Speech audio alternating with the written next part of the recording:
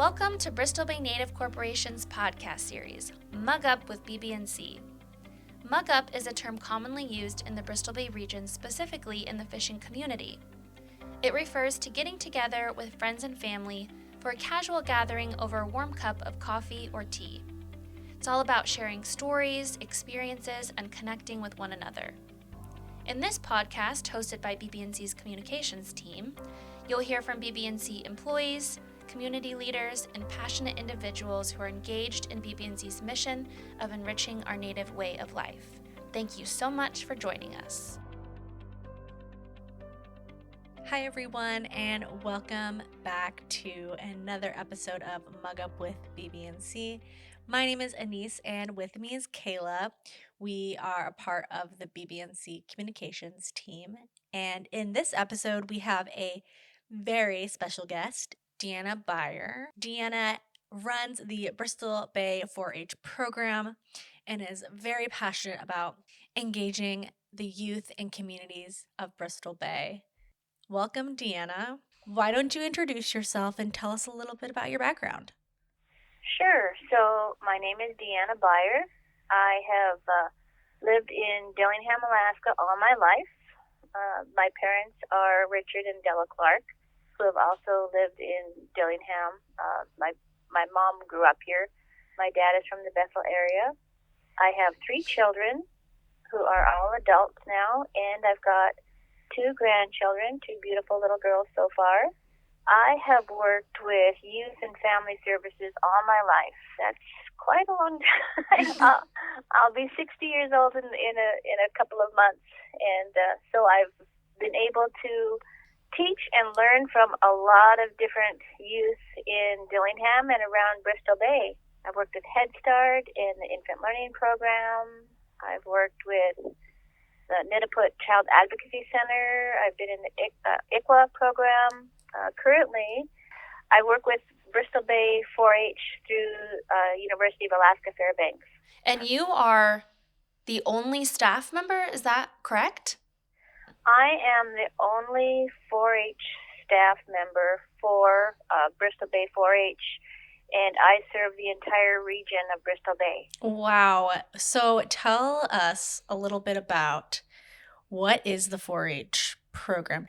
So in 2011, I was working for BB&A Workforce Development, and a couple of people from UAF 4-H came to Dillingham and wanted to partner with BB&A, Bristol Bay Native Association Workforce Development, to start a 4-H program here. And since I was with BB&A at the time, I was able to enter the program on the ground floor. So we partnered together, we provided resources and space, and I was also one of the first community advisory members for Bristol Bay 4-H. And as the program went along, I just thought it was a wonderful program and a great opportunity for youth and families around Bristol Bay. We hired an educator in 2012 to run the program, and he ran it for a while, and then he moved on. In 2014, when that position became vacant, I advertised it, and then I thought that it sounded like a pretty cool job to do, so I applied and was hired on in the summer of 2014. So I've been with the program for, it's going on 11 years now. When I entered that position, 4-H was still in its infantile state. It didn't have a lot of clubs, it didn't have very many members, and I discovered that the traditional 4-H way of doing their clubs was not working here in Bristol Bay. And to my advantage, I had no previous experience with 4-H growing up or any of that. So I started working with the communities and the families and built the program according to their needs and wants. We have had 4-H events and activities in every single one of the Bristol Bay villages and communities.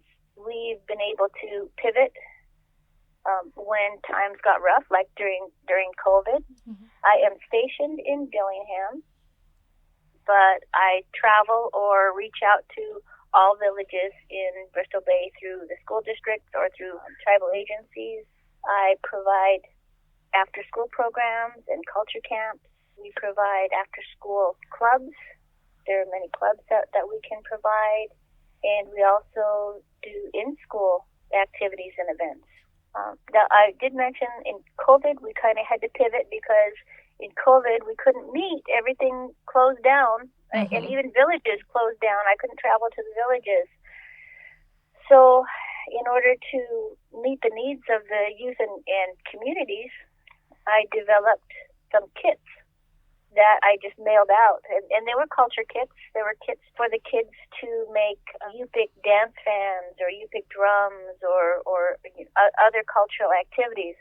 And the kits included all of the instructions and the lessons and all the materials right down to the glue and scissors and pencils for the kids to complete those activities. Mm-hmm. And we sent those out to several different villages. After we had started, BBNC, Bristol Bay Native Corporation, heard about our kits, and they wanted to partner with us to provide these kits to all students in all the 4 districts of Bristol Bay.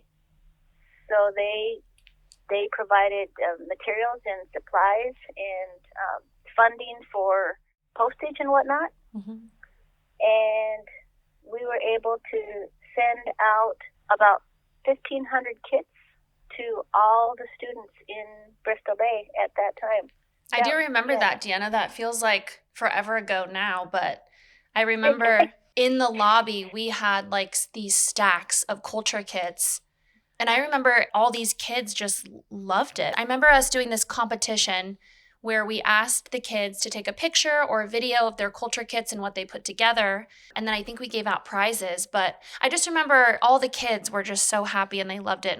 And we got such good engagement from those kits. Oh, that's a wonderful story. Thanks for that feedback. I love that. You talked a little bit about, the original 4-H program not working and how you adapted it, which is amazing that you were able to take, the structure, but really individualize it for Bristol Bay and to match the needs of the communities. When you talk about the original program, what was it and how did you adapt it to work for Bristol Bay? The traditional way that 4-H programs are developed and started is the kids are surveyed and their interests are then turned into clubs or opportunities. So I had sent out a lot of surveys, I had done a lot of outreach, and I didn't get a lot of response back. The educator before me had a couple of clubs, a mushing club and a trapping club that he had supported, but there was only 8 kids that were involved in those activities. So I just started having events and starting clubs and then inviting kids to them. I had STEM Club and Friday Club, which is an after-school club in Dillingham, because Friday was a short day of school and the kids wanted somewhere to go and something to do. I approached other adults who were already leading events on their own, such as Ballet Club,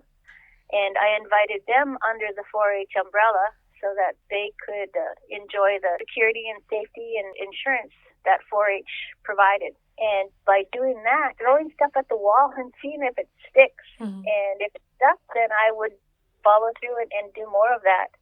I also started summer culture camps here in Dillingham and around the region, and I worked with tribal agencies to provide, funding for those camps or, supplies or whatever we needed. Stepping outside of my comfort zone, mm-hmm. Or out of the comfort zone of the 4-H traditional model, making things work, making things happen.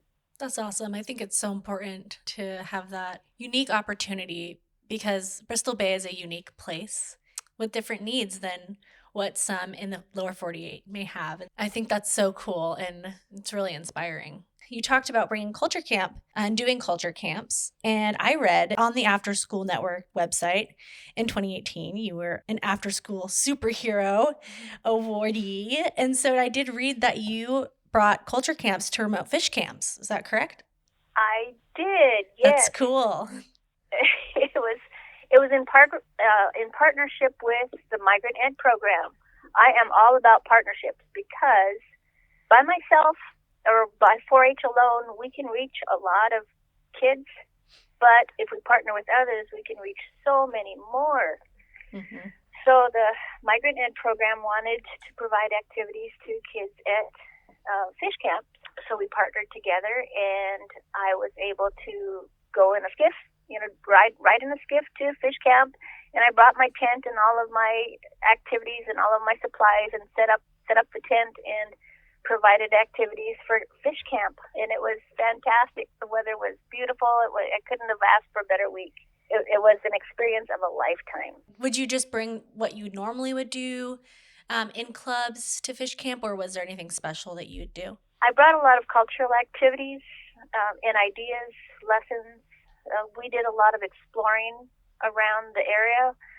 We spent a lot of time outside.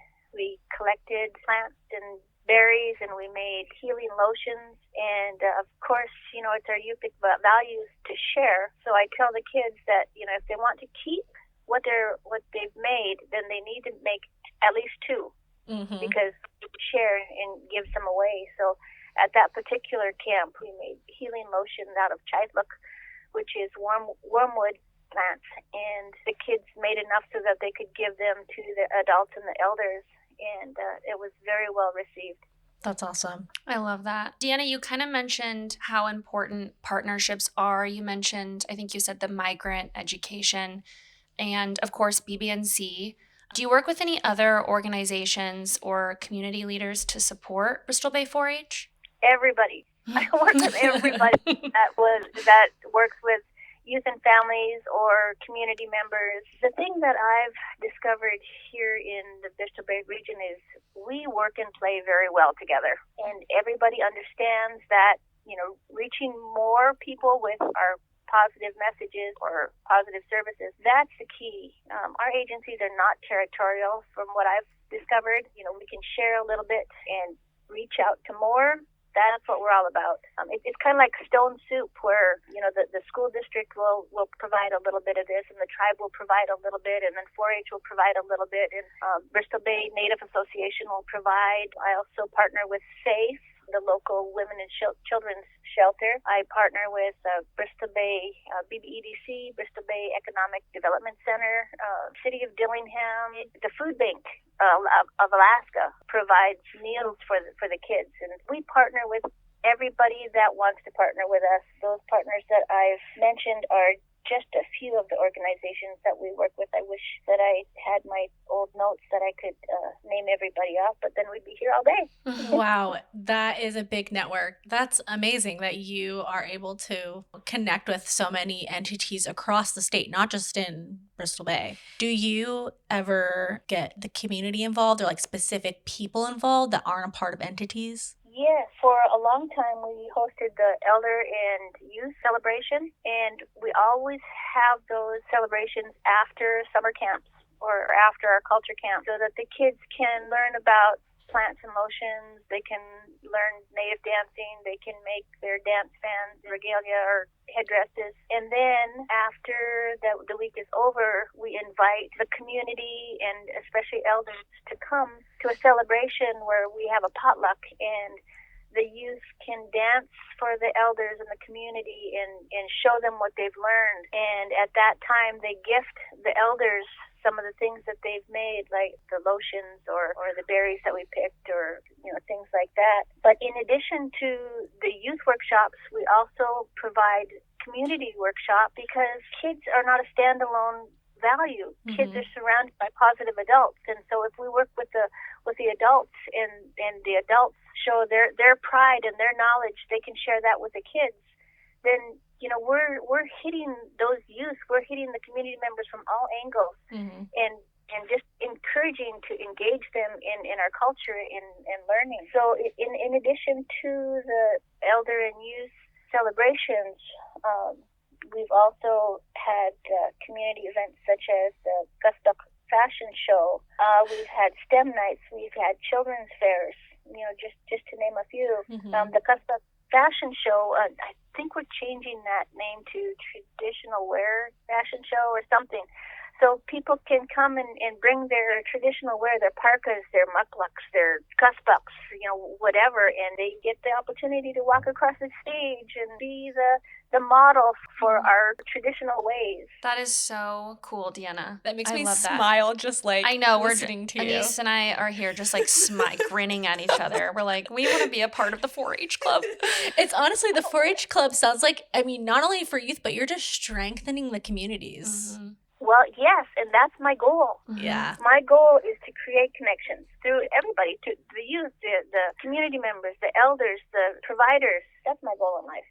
I love that. That's a great goal. From hearing you talk about all your, clubs that all the participants participate in, they sound educational. Like, for example, the STEM club sounds super educational. The Cussbuck fashion show sounds super fun. How do you balance that fun piece and that educational piece? Like, what are your tips and tricks on doing that? Well, some of our events I categorize as outreach.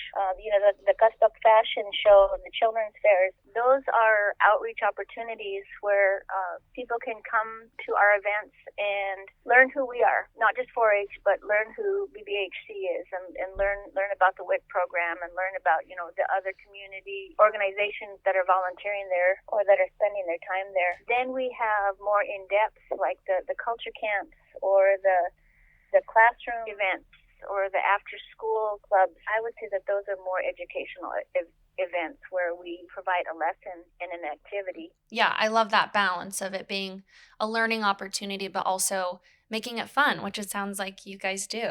We all know that, our communities and Bristol Bay and just in general, the world is changing and adapting. So how do you adapt to the changing needs of our youth and our communities? Well, it's constantly evolving, such as before COVID, I had probably 50 clubs and many volunteers leading these clubs, and I had over 100 kids involved in these clubs. And then COVID happened, and we had to switch to the kits. And with the kits, that just opened a whole new opportunity to reach people, to reach kids, and not just the school kids, but I also took the opportunity to reach out to the ICWA system and the kids that were in foster care in region and out of region, to send those kits all over. I sent those kits back east into Washington State and Palmer and all over Alaska to help those kids keep their connection to Bristol Bay. So just pivoting that way. And then after COVID, and it's not just my program, but all of the 4-H programs and all of other agencies and organizations are having trouble hiring people or recruiting volunteers. Currently I'm having a very difficult time recruiting volunteers for Bristol Bay 4-H. Again, I've had to pivot, and instead of after-school programs in clubs, because I'm required to have 2 leaders who are accepted and trained, I don't have 2 leaders. It's just me. I've had to pivot from the after-school program and clubs to in-school events and activities. So when I travel to villages, I visit the classrooms and provide activities. Here in Dillingham, I provide activities to many different classrooms on a monthly basis. I went to Clark's Point on a monthly basis to provide activities, and Aleknagik, trying different things to make things happen. And again, like seeing what works. Oh, also 4-H allows me to send materials and lessons to villages that I can't reach, that I can't physically go to. So if there's a classroom in Port Haydn that reaches out and wants to do activities or sends me a wish list, then I can provide supplies or lessons to them, and then their classroom teacher can provide it. Changing the way that I do business so that it meets the changing needs of the communities, that's what keeps me going. Well, to all of our podcast listeners, if you're looking for an amazing volunteer opportunity, we'll talk about, at the end of our podcast, how to get involved or how to just reach out to Deanna. Deanna, do you have to be in Dillingham to be a volunteer, or can you do it virtually? Anyone, anywhere can be a volunteer as long as they fill out the leader application and finish online training. They fill out the leader application, finish the training, and then they can start a club, and 4-H can support that club through ideas or materials or supplies. I've had leaders in New Stuyahok. I've had leaders in the Naknek area, Kakanock, all over the region. What does a typical month or your day-to-day schedule look like? Because I know you go to communities, but you also do virtual work and you send things out. How does that work? So now, Yeah, the post-COVID. 2025 Bristol Bay 4-H program, each day is different. Mm-hmm. I can tell you during a month, I will be visiting classrooms and working with 12 to 25 kids at a time. I will be traveling to villages, providing children's fairs and visiting their classroom. I will be attending workshops and staff meetings, submitting reports. It's an ongoing, never-ending, wonderful job. Aww. It sounds like it's very rewarding. Have you seen any positive changes in kids or in participants since you've joined the program? Any success stories? Oh, my goodness. I know, it's a loaded question. I have stories of families whose children have attended culture camps. When they go out on outings in the wilderness, the youth that attended culture camps are schooling the families on the different plants and their values. They are picking the tundra tea and they're brewing it for everyone in the household. I've seen older youth who have attended culture camps in the past several times, and so some of the events at culture camp we do over and over every year, like plant identification and lotions. So we've got, I had a kid that said, oh, no, not again. We're not doing plant identification again. And I said, yeah, we are, because, the more you do it, then the better you get. The more you practice, the more you remember. So we went outside, and immediately I noticed this particular youth is surrounded by a group of other campers, and he is going along and identifying the plants for them and is telling them their values. And so, that to me is a success story.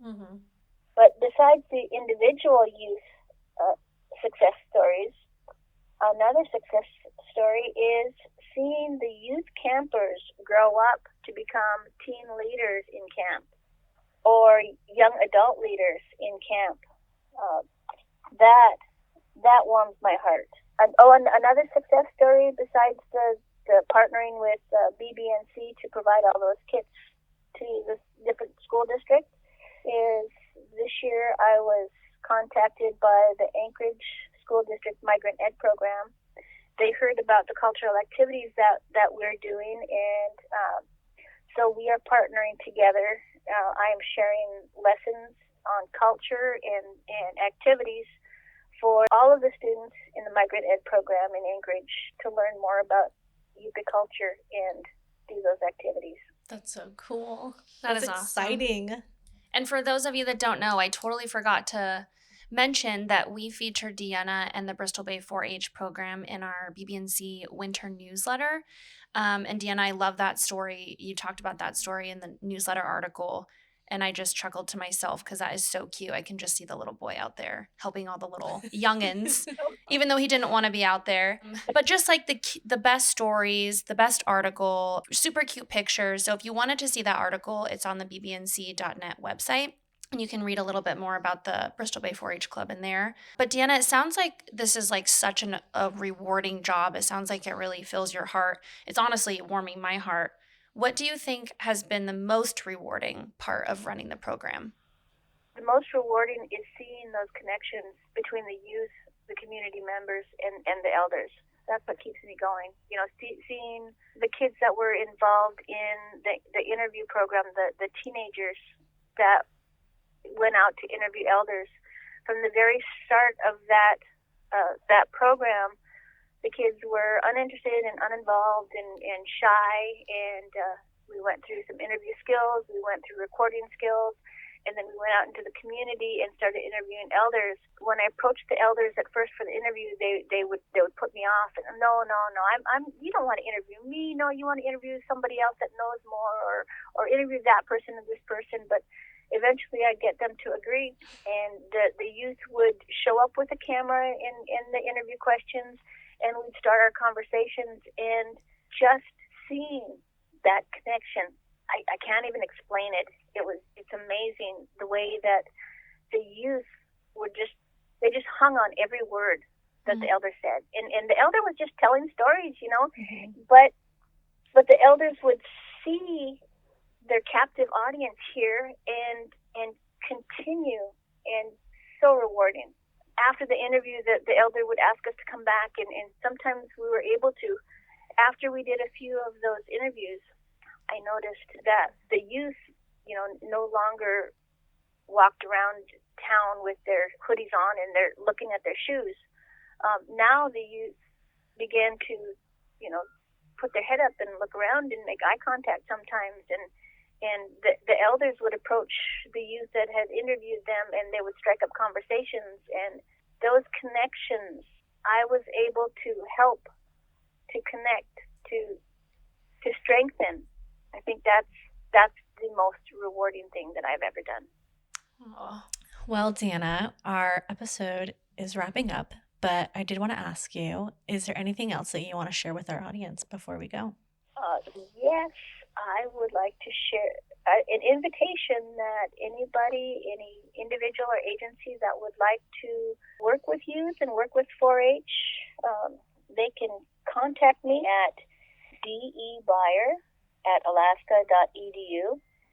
And so that is D as in dinosaur, E Edward, B Barney, A Andrew, I Ichabod, E Edward, R Richard at Alaska, spelled out ALASKA.edu. Or an easier way to contact me might be to call or text 907-843-0822. 4-H is open for, like I said, any positive interaction. We've done trapping club, we've done culture camp, we've done Lego club and STEM club, we've done culinary club and tumbling and dance, we've done ballet. If an adult has an idea of something that they would like to share with youth and develop that interest in youth, they can contact me. Yeah, the opportunities sound endless with 4-H. And Deanna, you guys have a pretty active Facebook page. Yes, we do.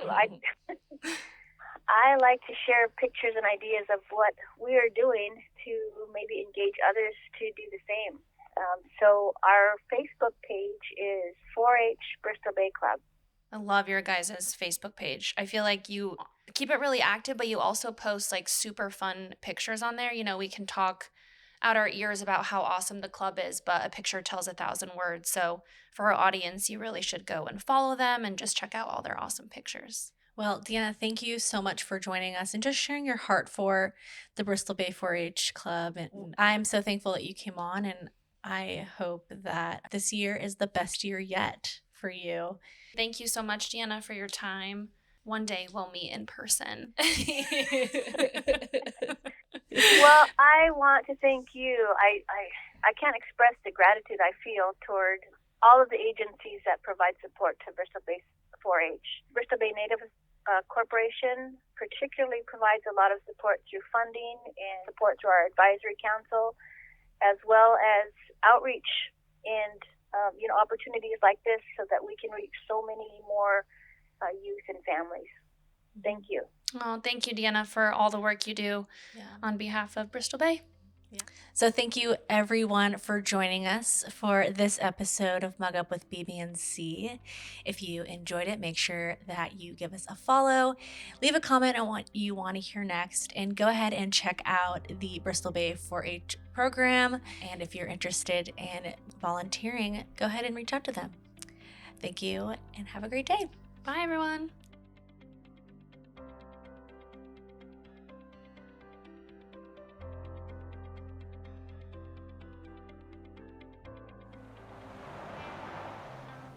We are one Bristol Bay, no matter the distance.